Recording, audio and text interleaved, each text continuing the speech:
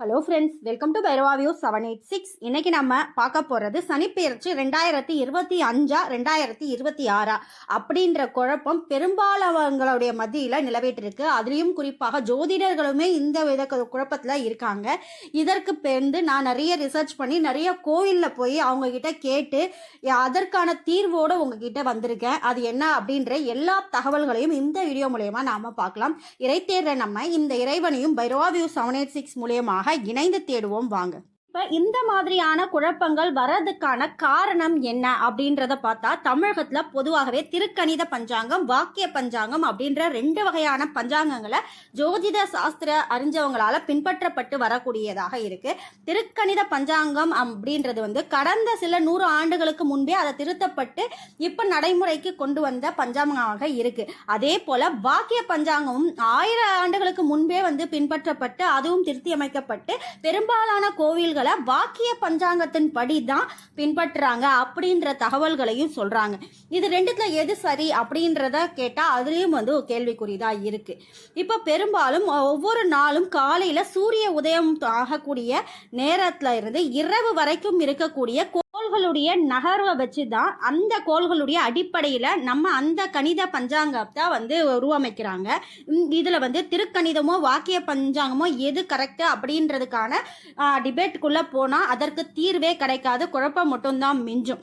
நமக்கு என்ன வேணும் அப்படின்னு சொல்லிட்டு பார்த்தா, இப்போ 2025 26 நானும் வந்து திருநள்ளாறில் போயிட்டு தர்பாரண்யேஸ்வரரை வழிபட்டுட்டு அங்கே இருக்கக்கூடிய அர்ச்சகரிடம் வந்து கேள்வி கேட்டால் அவரும் என்ன சொல்லியிருக்காரு, நாங்களும் வந்து 2026 தான் வந்து சனிப்பெயர்ச்சி அப்படின்றது அவருமே வந்து திருத்தமாக சொல்லிட்டார்.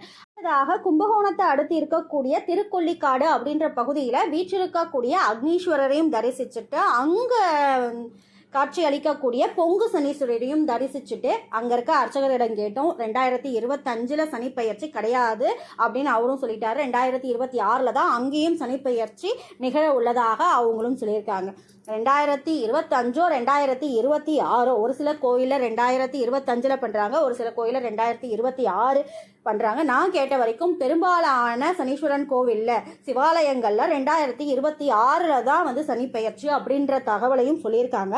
அதனால் சனீஸ்வரரை பார்த்து என்னை பொறுத்த வரைக்கும் யாரும் பயப்பட வேண்டிய அவசியம் கிடையாது. சனீஸ்வரர் அப்படின்னா நவகிரகங்கள்லேயே சனி அப்படின்ற கிரகத்துக்கு மட்டும்தான் ஈஸ்வர பட்டமே கிடைச்சிருக்கு. அதனால அவ்வளவு நல்ல கிரகம் அது. அதனால எல்லாருக்குமே கெடுதல் பண்ணவே மாட்டார் சனீஸ்வரர். நான் வந்து இப்போ பொங்கு சனீஸ்வரர் கோயிலுக்கு போயிட்டு வந்திருக்கேன். அந்த ஆலயத்துடைய வரலாறையும் வர இருக்கக்கூடிய வீடியோஸில் உங்களுக்கு கொடுக்குறேன். இப்போ இந்த பகுதியில் தான், இந்த இடத்துல தான், திருக்கொள்ளிக்காட்டில் தான் சனீஸ்வர பகவான் ஈசனை நோக்கி தவம் செஞ்சு இப்போ ஈஸ்வரர் அப்படின்ற பட்டத்தையுமே பெற்றிருக்காரு. அப்படிப்பட்ட பொங்கு சனீஸ்வரருடைய வரலாறுகளை தனி வீடியோவாக நம்ம பார்க்கலாம். சனீஸ்வரனை பற்றி நம்ம பயப்பட வேண்டிய அவசியமே இல்லை. அவருடைய காயத்ரி மந்திரத்தையும் நான் டிஸ்கிரிப்ஷன் பாக்ஸில் கொடுக்குறேன்.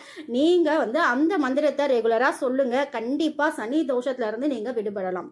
உங்களுக்கு இந்த வீடியோ ரொம்ப பிடிச்சிருக்குன்னா ஒரு லைக் பண்ணிவிட்டு உங்களுக்கு இந்த வீடியோக்கான கமெண்ட் எதனா கொடுக்கணும்னு நினச்சிங்கன்னா நீங்கள் கமெண்ட் பாக்ஸில் கமெண்ட் தெரிவிக்கலாம். வேறு என்ன பிரச்சனைக்கான தீர்வுகள் உங்களுக்கு தேவைப்படுது, என்ன மாதிரியான வழிபாடுகளை பற்றி தெரிஞ்சுக்கணும்னாலும் சரி, அதை நீங்கள் கமெண்ட் பாக்ஸில் கமெண்ட் பண்ணிங்கன்னா அந்த குறிப்பிட்ட வழிபாடுகள் என்ன பண்ணணும், எப்படி வந்து மந்திரம் ஜபிக்கணும், எந்த மாதிரியான மந்திரங்களை ஜபிக்கணும் அப்படின்றதுக்கான வீடியோவையும் நான் ரெடி பண்ணுறதுக்கு ஈஸியாக இருக்கும்.